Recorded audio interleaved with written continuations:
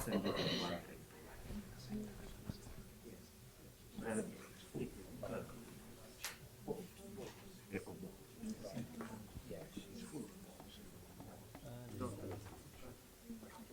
a look at this. I'm not absolutely sure.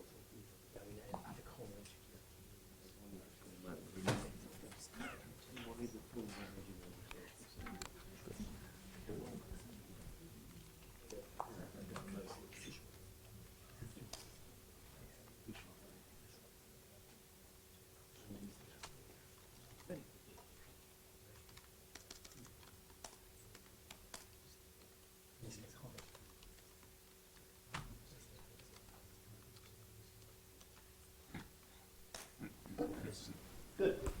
Well, thank you very much. It's a great pleasure to be here.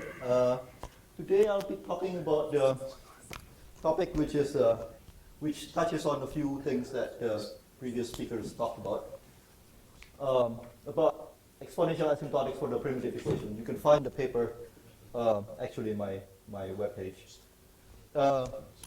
This is the work, well, the results I'll be mentioning here are done in collaboration with Nathan and Petku in Geneva and Roger Zeman, who's also in India. Okay. I'll start by talking a little bit about the physics, basically describing the model, what it is. This actually has a close connection to what Alex Mahalov talked about yesterday, well, at least the physical setting, and describe a little bit about the regularity of these ocean primitive equations, in particular Givray regularity, where you can bound basically any norm in, well, norms in any circular space. And as it turns out, this will be very useful to our approximation theorem, basically. And then I'll use this regularity to basically compute slow manifolds. This slow manifold is actually a special case, if you like, of what Rob Mackay described in the first case. Okay, basically this is a manifold which is approximately invariant with rapid normal motion. But it's not the most general slow manifold possible by his definition, but instead we'll consider a special case of that, which is far easier to compute. And we'll see how this can give us exponentially accurate estimates for exponentially accurate approximation, I should say, for the primitive equations. Okay. Right. So what's the model? Okay. Here are the equations. The first is the momentum equation. V is the velocity. Omega here is the rotation rate of the Earth. I should probably put this up now.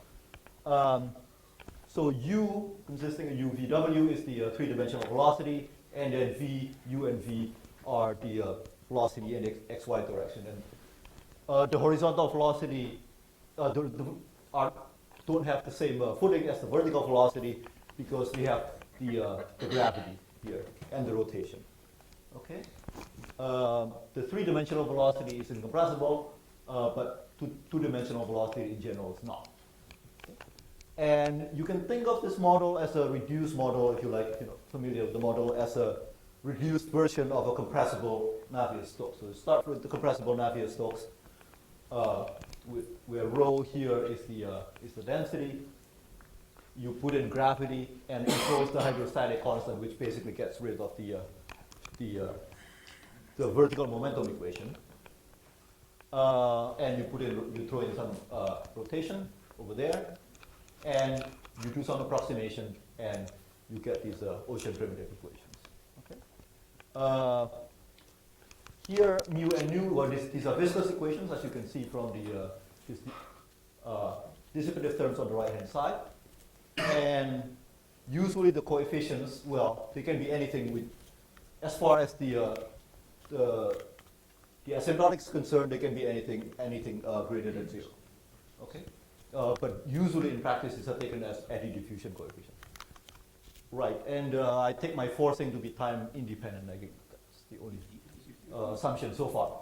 And one thing I'm going to do is I'm going to set this theta to constant. I'll talk about the general case at the end. Okay. And scale these equations, and we get something that looks like that, basically. Okay, so the first one is the momentum equation. Everything is dimensionless, and I gain this epsilon parameter, which I will take to be small for the asymptotics. Okay, and I also have this 1 over epsilon term in the density equation. Again, this is incompressibility, and this is basically the hydrostatic equation. Right? Okay, so what's the domain? Well, I'll just in this case I'll just take a box which is a triple periodic x, y, and z. So everything is periodic, and I also impose that that functions have zero average, okay? Just for convenience, because we can just basically mod out uniform translation. And on top of that, I'll impose these symmetry conditions that the horizontal velocity is even with respect to reflection about z equals 0, and the density being odd. And this density here, I should remind people that, this density here, my rho is not the full density, but the perturbation from a mean profile, okay, which is stably stratified. Right, and I assume the same thing with the forcing, and you can easily check that with these assumptions, if my initial conditions satisfy these symmetries, it will remain so for all time. Okay, and this domain basically is equivalent. You can think of it as equivalent to an effective domain in half the box with bottom and lid, with basically free slip boundary conditions at the bottom and the lid. Okay, and there are a couple of issues that I'd like to talk about today.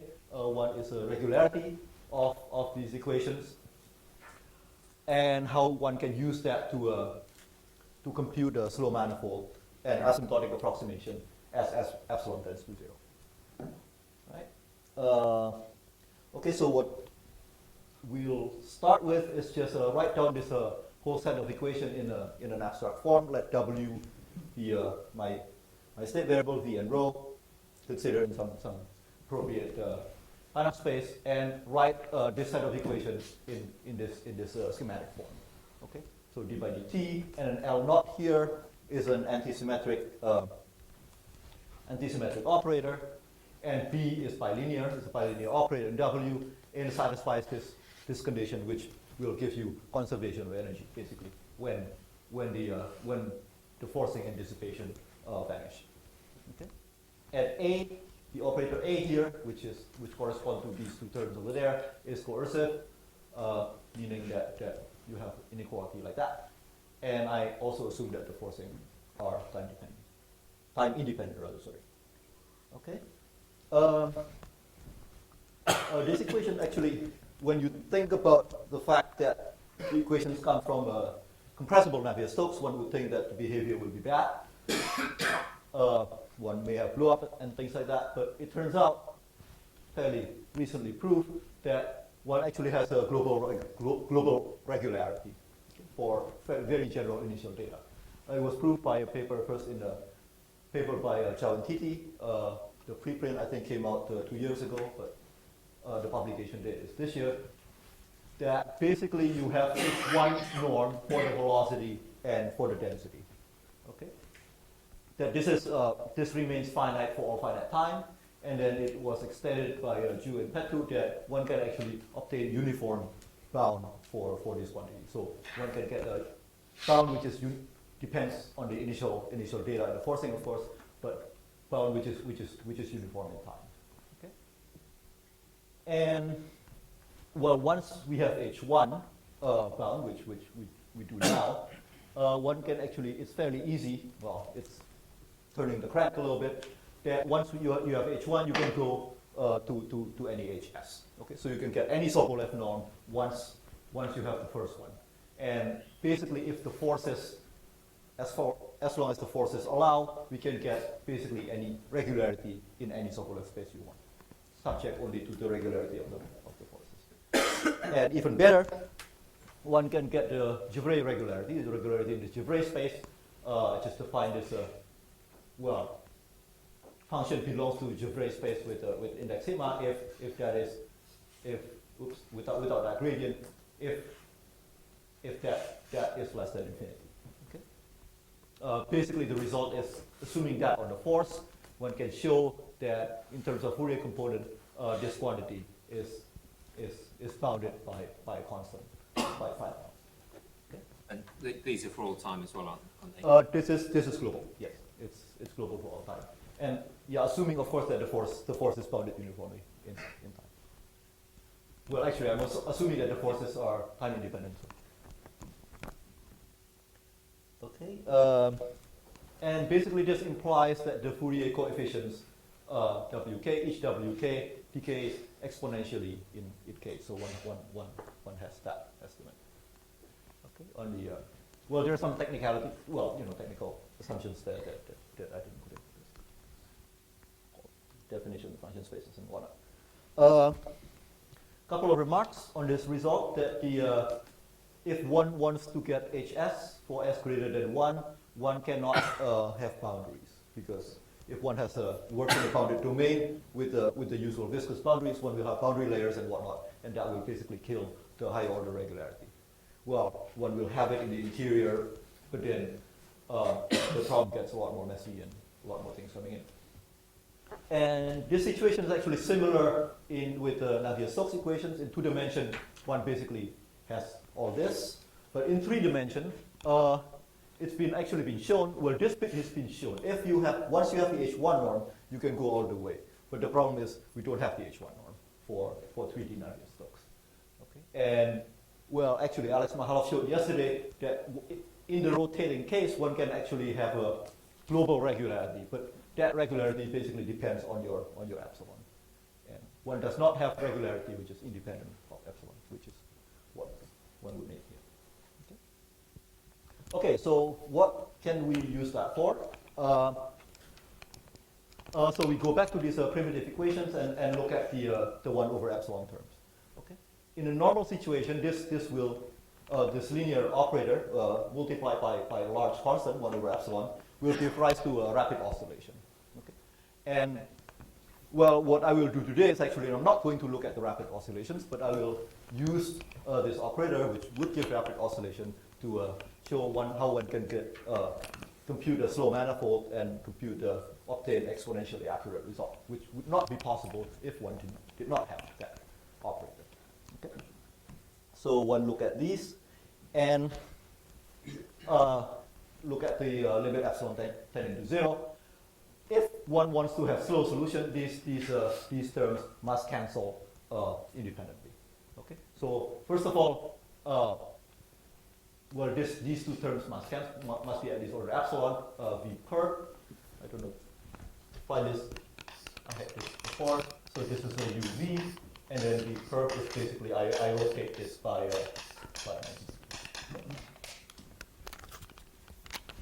that this v per plus the gradient of p, with the pressure has to be order epsilon, and basically this shows that v is the approximately up to order epsilon is the skew gradient. Well, it's non-divergent, and you can take off p as a string function minus the string function depending on your convention. One can show that once we have this, one can construct an approximation which is called the quasi-geostrophic approximation by the meteorologist. Basically show that the v, the solution v and rho of these primitive equations can be approximated by v naught and rho naught, which is given by this skew gradient of a string function, and minus by z of the same string function, whose and that string function is the inverse Laplacian of the something which is called as a linearized potential vorticity. I think Alex Mahalov talked about this yesterday, which obeys this equation, which is called the quasi-geostrophic equation. One should be careful. This is the, well, I don't know, to me, the classical quasi-geostrophic equation, as opposed to the surface quasi-geostrophic equation. There are several different equations called the quasi-geostrophic equation. This is I think the oldest one. How about that? Okay. And the point is, one can approximate the solution of the OPE by the solution of QG, not using this. And obviously, my initial data has to has to satisfy this relation because otherwise it's not going to work. So I need well-prepared initial data. Okay?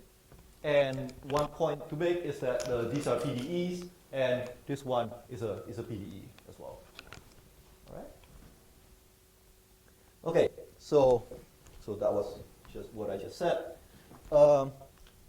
Now, what I like to do is to see whether one can go to higher orders, basically to asymptotic orders. And the question is how to do that. So we revisit the equations. There they are. And I'm going to do a change of variables. Well, these are not meant to be read. Basically, I introduce Q, the potential linear potential vorticity, by the use of the definition I had before, divergence, and then define the string function and so on. But the point is, I can change variables from V rho to this set, where V bar is the, let's say, horizontal average of V, and rewrite these equations in this form. Okay. Well, you can ignore most of the detail, but the important point is that my first equation, the equation for Q, does not have this 1 over epsilon term. Okay? So this is the equation, so my Q is a slow variable, if you like. Okay? And the point is, and then the equation for the other variables have this operator multiplied by 1 over epsilon, and after, with a little bit of work, one can show that this operator is non-singular.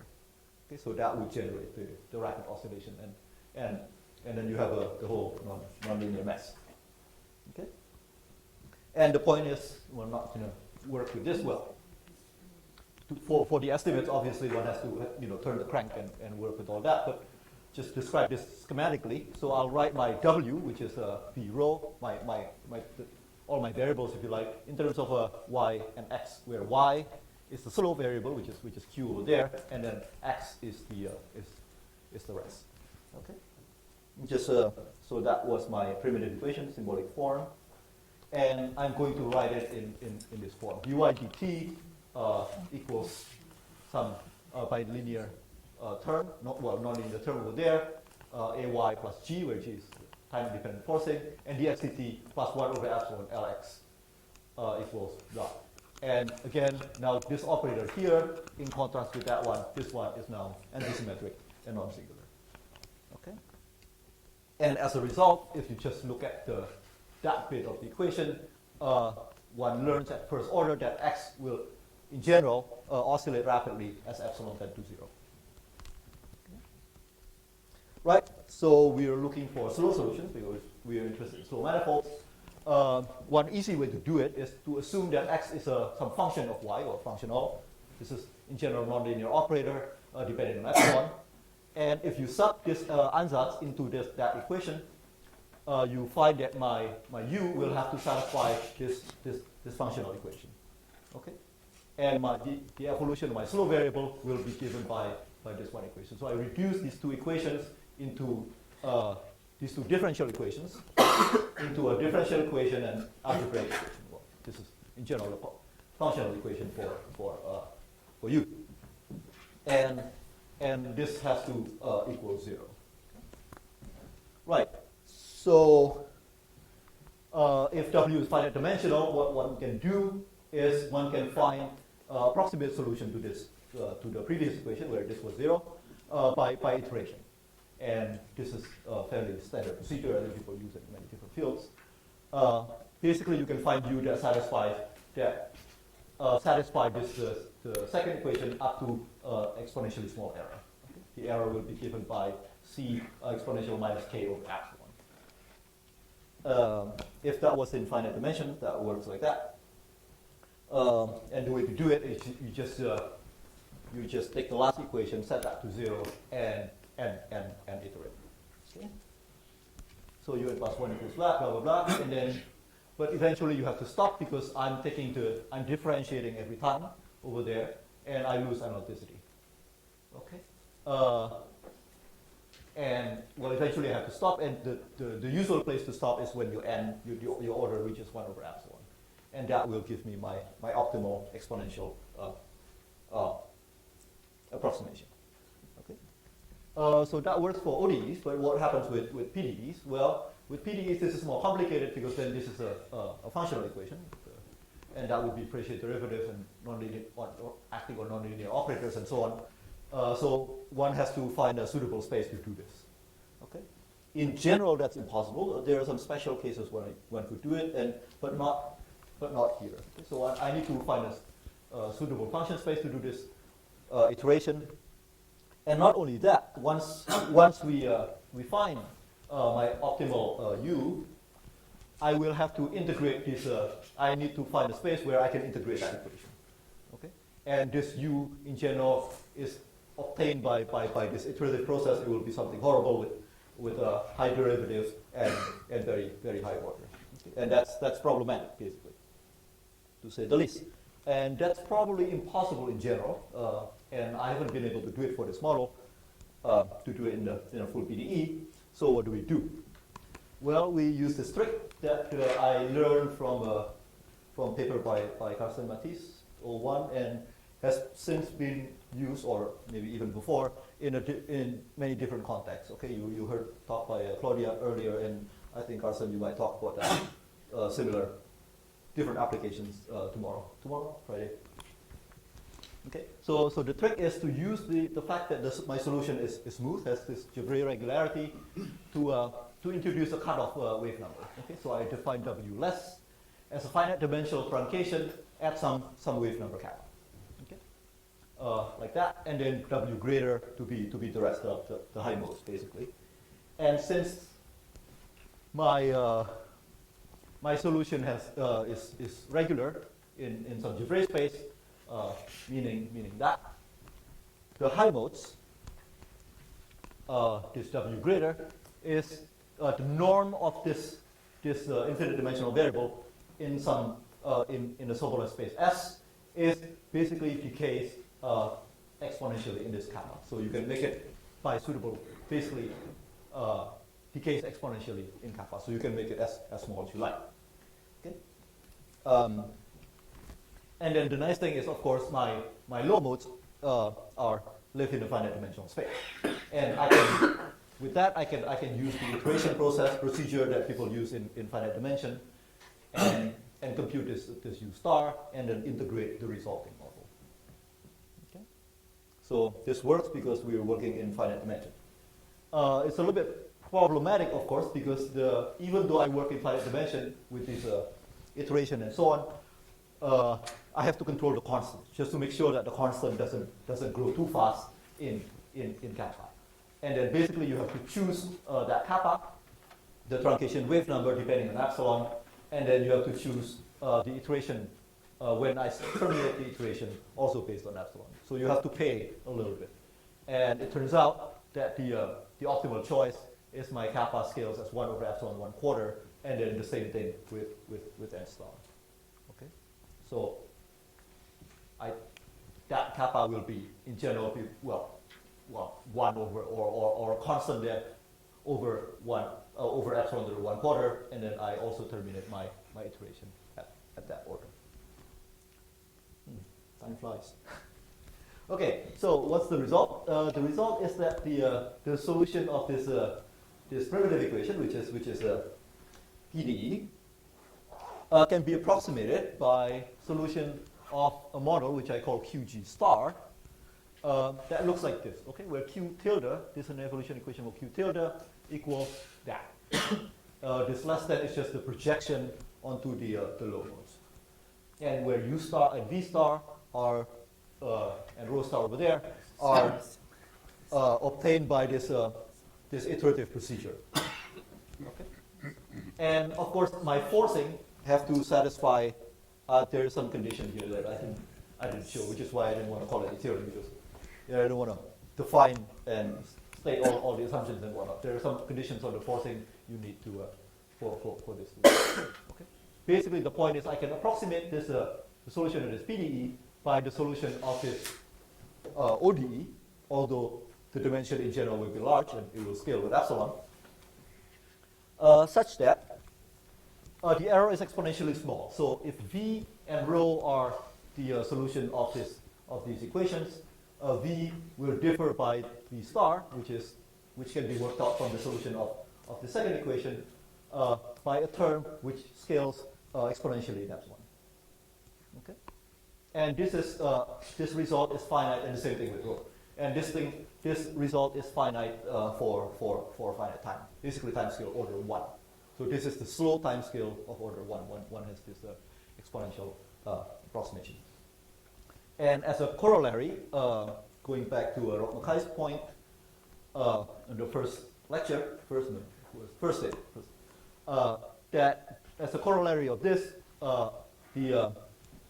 the slow manifold, i.e. the manifold where V star and rho star live, is approximately invariant to exponential order. Okay? Because if I can do this, this means that the solution will live on this manifold for at least time scale of order 1. Okay. So,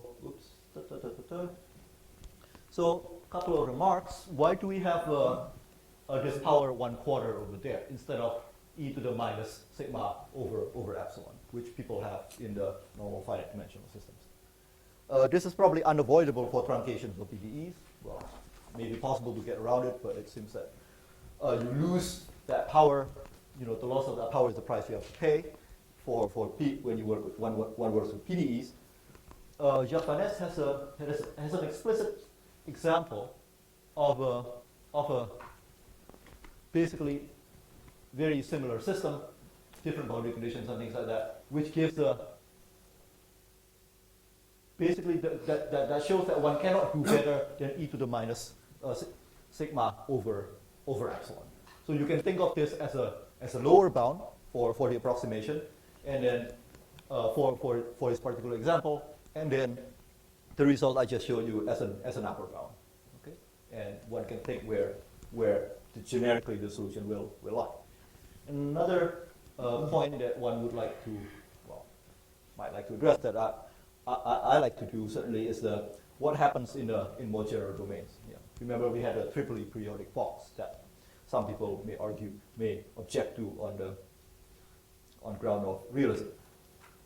One could work on the spherical shell, okay, with the same boundary conditions basically, and this should be doable. One just has to work with spherical harmonics and whatnot.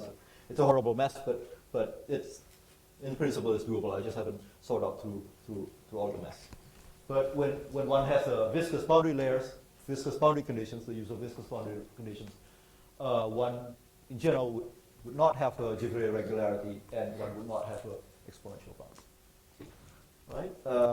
Now, another thing one would like to do is extend the time scale of validity, not of the approximation, but what one would like to do is to say that the solution lies on the slow manifold for a long time. And this also should be doable. Well, actually, I'm sort of halfway through the computation. With this kind of result, one will need to handle small denominators. The one that I think Alex Mahalov mentioned yesterday. It's a bit of a mess, but I think it's doable, and one has to do a bit of work. And then one could state that the solution would stay on this slow manifold up to exponentially small error for a very long time, possibly forever. I think that's the end of my talk. Thank you very much.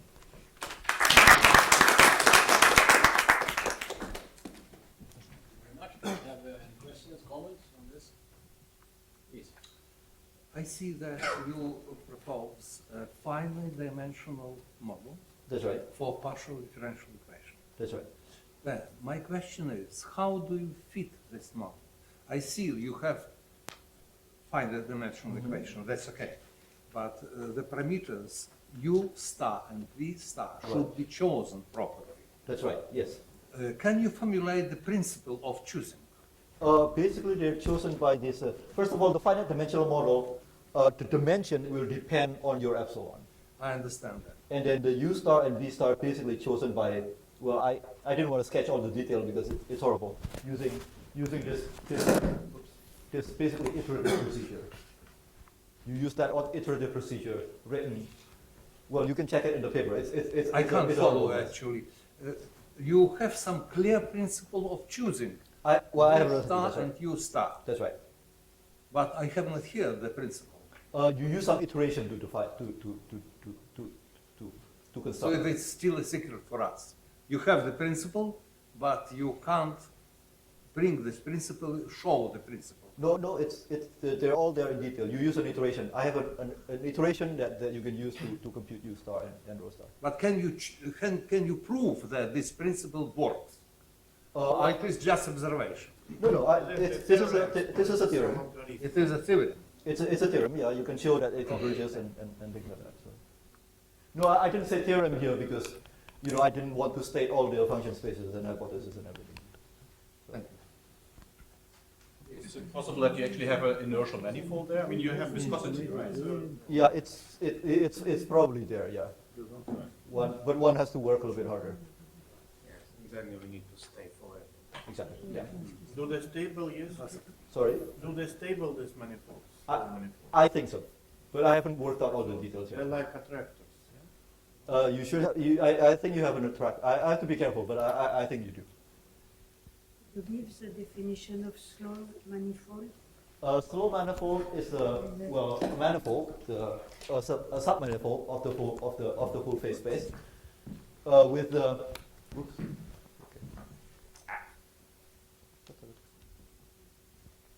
Okay, gone. This is basically the definition that Rob Mackay gave the first day. So it's a manifold which is approximately invariant, in the sense that the normal motion is fast, but it's very weak when you're near it. And but he works in the Hamiltonian case, but I work in the dissipative case. So it may be possible that solutions actually stay on it for all time, but one has to work harder for that. And well, in fact, I'm doing it right now. Just haven't got sorted out all the details yet. So the finite dimensional system, this is some sort of a projection of the quasi-geometric equation. No, it's higher order quasi-geostrophic equation, if you like. Okay. And the order as well as the dimension depends on your epsilon. That's how you get this exponential estimates. And is it possible to say anything about the relationship between the solution of the quasi-geometric equation itself and the... Up to order epsilon, they're the same. Okay. But I basically work out the higher order corrections to it. Okay, so thanks Good, to well, thank you Joko again. and all the others today.